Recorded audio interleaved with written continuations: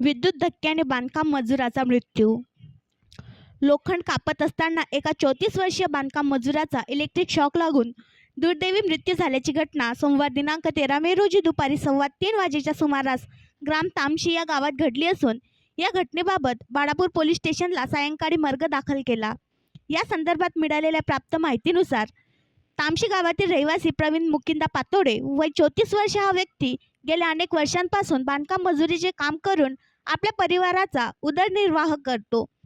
सोमवार दिनांक 13 मे रोजी एका ठिकाणी संडासच्या टाक्याचे बांधकाम सुरू असताना त्यासाठी लागणारा लोहा कापत असताना दुपारी 3:15 वाजेच्या दरम्यान अचानक इलेक्ट्रिक शॉक लागला व बेशुद्ध पडला. तेथे उपस्थित नागरिकांसह परिवारातील लोकांनी त्याला तात्काळ प्राथमिक आरोग्य केंद्र वाडेगाव येथे नेले असता तेथील डॉक्टरांनी पुढील इलाजाकरिता बाळापूर येथे नेण्यास सांगितले.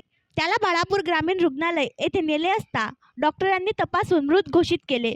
या घटनेबाबत त्याचा चुलत भाऊ प्रकाश ओंकार पातोडे यांनी बाळापूर पोलीस स्टेशनला सायंकाळी फिर्याद दिली असता बाळापूर पोलिसांनी या घटनेचा मर्ग दाखल केला असून पुढील अधिक तपास बाळापूर पोलीस करीत आहेत.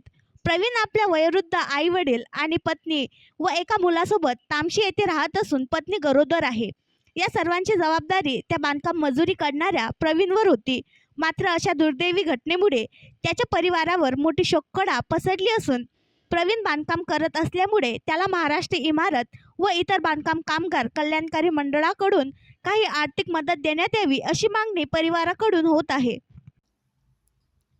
आणखी नवीन व्हिडिओ पाहण्यासाठी आमच्या देशमुख एक्सप्रेस न्यूज चॅनलला सबस्क्राईब करा, लाईक करा आणि शेअर करा.